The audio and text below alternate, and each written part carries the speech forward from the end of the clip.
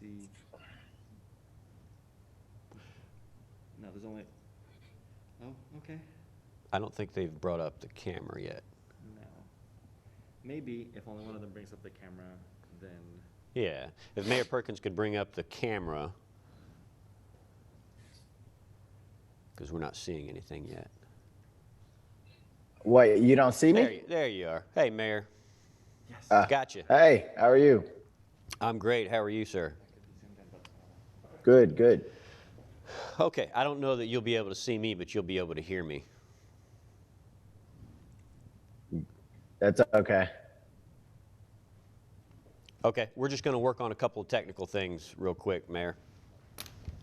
All right. Are you hearing it in your ear, or are you just hearing it from this? In my ear. Okay.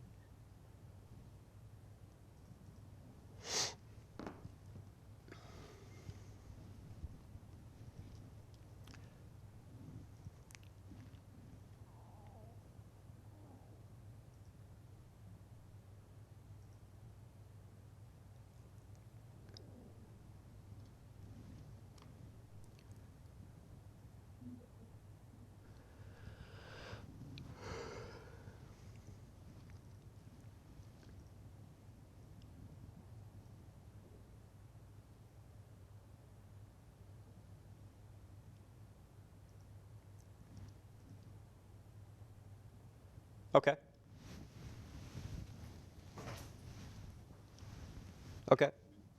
All right. Mayor, you ready? Yep, I'm ready to go. Okay. We're going to do this as a segment, so. Okay. Coming in 3, 2, 1. Well, in November, voters will not only head to the polls to choose a president of the United States, they'll also be choosing a U.S. senator for Louisiana. The incumbent in that seat currently is Republican Bill Cassidy. He has about a dozen challengers. One of those challengers, unofficially seen as the front runner, is Democrat Adrian Perkins. He is the mayor of Shreveport, and he joins us via Zoom now. Mayor Perkins, thanks for coming on the show. Happy to be here. So we'll start with one of the biggest criticisms I've seen so far of your campaign, and that is that you haven't finished your term as mayor in Shreveport yet, and this is a time where Shreveport really needs some leadership. How do you answer that charge? Yeah, I'll tell you this. I've stepped up working with our local leadership in a massive way. I've gotten bipartisan support on the way that I've led our city through this effort. I've had to make tough decisions. I mandated masks before even the governor did so and was sued for it to protect my citizens. I've been there every step of the way with my citizens, and I will continue to do that on the campaign trail. At this current moment, the things that I'll be talking about on the campaign trail are exactly the same issues that we're dealing with in Shreveport. Hey, how do we stop the bleeding in our economy? Hey, how do we keep our citizens safe? Hey, our strong leaders need to be present. So that's exactly what I'm going to present now. And again, I want to add this. 2 months ago, I had no interest in this whatsoever. I was dead set and focused on my job as being the mayor of Shreveport. It's my hometown. I love it. But the senator's failures and his lack of presence in this moment is exactly why I'm jumping into this race. Okay, so yeah, let's hash that out a little bit. nobody runs for an office and says, hey, the current guy, he's doing an okay job. I want to step in there. So what has Senator Cassidy done that you think could have been done better? Yeah, and let me just start with top of mind. This is, I get email, my inbox is full at work with emails from my citizens saying, hey, we don't know what we are going to do if these unemployment benefits expire. These are working class families who are dying to get back to work, but we've lost hundreds of jobs in Shreveport. We've lost thousands of jobs across the state, good paying jobs. So these working class families, they can't even find work. And it's up to government in this moment to provide relief. That's exactly why they pay into unemployment. That's exactly why they pay into local, state, and federal government. But the Senate has sit on the HEROES bill, although it's not perfect. They've sit on it for 2 months. They don't have the same sense of urgencies that these families have. And how am I going to feed my children tomorrow? How am I going to clothe them? How am I going to keep my housing? And that's exactly what we need in D.C. And we have not seen that kind of leadership out of the senator.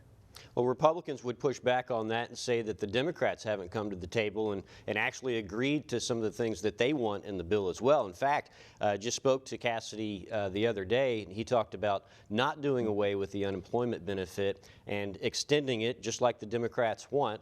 He wants to extend it and do sort of a phase out and make sure that Louisiana's unemployment rate is at a point to where it can be phased out.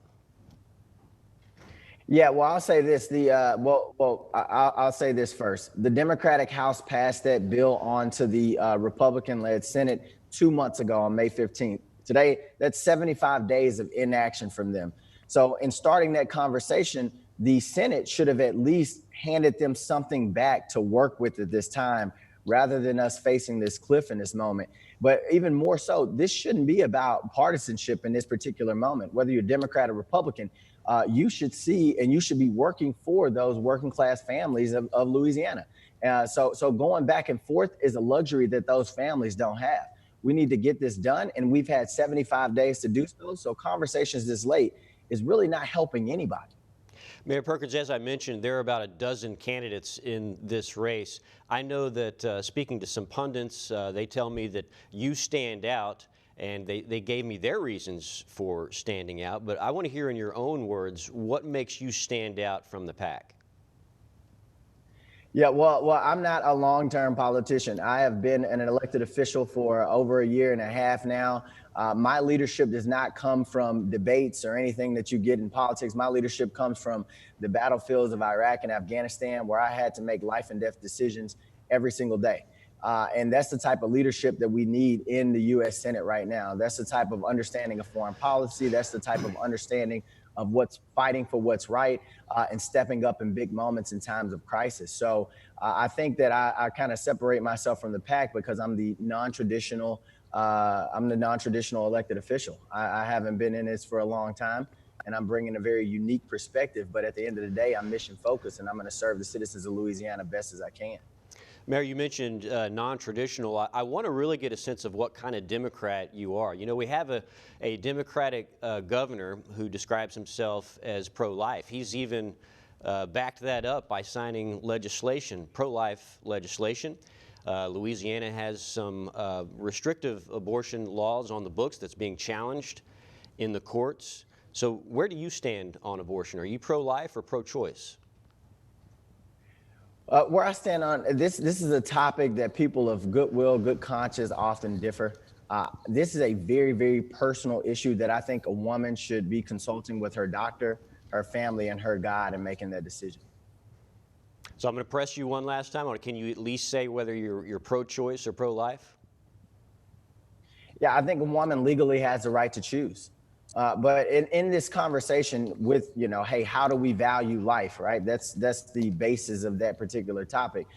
We got to value life in a whole lot of ways, even outside of that. And I think my record shows that, hey, I've talked about investing in childcare. I've talked about investing in, early childhood education that helps outcomes of life, that helps protect people. I've talked about, hey, bolstering the Affordable Care Act and making sure all Louisianans have health insurance. So we can't be so narrow to just focus on that. And at the end of the day, this election will not be about one particular topic. You're a combat veteran, by the way. Thank you for your service. So with that said, I wanted to ask you where you stand on gun control as well. Yeah, well, I'm a proud gun owner myself, and yes, I am a combat veteran. I have been trained and proficient on some very complicated weapon systems, and I understand and respect the strong tradition of gun ownership in America. At the same token, I have seen the devastation of these weapons, not only in Iraq and Afghanistan, but in the streets of Shreveport. And I am open to reforms such as closing loopholes and background checks. And you mentioned the pandemic earlier. We only have a couple minutes left, but I just wanted to get your thoughts on kids going back to school. Do you believe kids should actually physically be in the classroom, or does that concern you? Yeah, I think that in this particular moment, and I was with my school board superintendent last night speaking at a high school graduation. I think in this particular moment, we need to continue to do what I've been doing the whole time, and that's listening to the experts and what they say. If the experts say, hey, it's okay and it's a good idea to go back when that time comes, we need to listen to them. If the virus gets a vote, which it does, and we forget that, and our numbers are continuing to go out of control, I think there's going to be a lot of anxiety, continued anxiety from parents and children alike that have to go in these classrooms. There are a lot of grandparents that watch our kids after they get home. So it could be a dangerous situation. But in this moment, I think we should just listen to the experts. And that way we can make sure we're ensuring the safety of our children and our community overall. All right, Mayor Adrian Perkins, Democratic candidate for U.S. Senate. Thank you so much for coming on the show. We really appreciate it. We'll be following your campaign closely. Thank you for having me. All right, stay with us. We'll be right back with more This Week in Louisiana Politics. Mayor, good job. Thank you, sir. And thank you. I appreciate the time. Yeah, you bet. Micah, if you're still on the call, thanks for helping us out. Absolutely. Thank you, Fred. Call us anytime you need. Yeah, and if you all have any updates to your campaign, let me know. I absolutely will. Okay, thanks, guys. Thank you.